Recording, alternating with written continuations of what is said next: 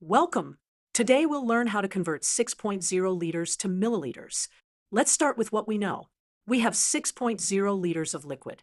To convert from liters to milliliters, we need to understand the relationship between these units. The prefix milli means 1,000th, so 1 liter equals 1,000 milliliters. To convert 6.0 liters to milliliters, we'll multiply by 1,000. Let's set up our calculation. 6.0 liters times 1,000 equals 6,000 milliliters. Let's visualize this conversion. Our original 6.0 liters of liquid would fill 6,000 milliliter containers.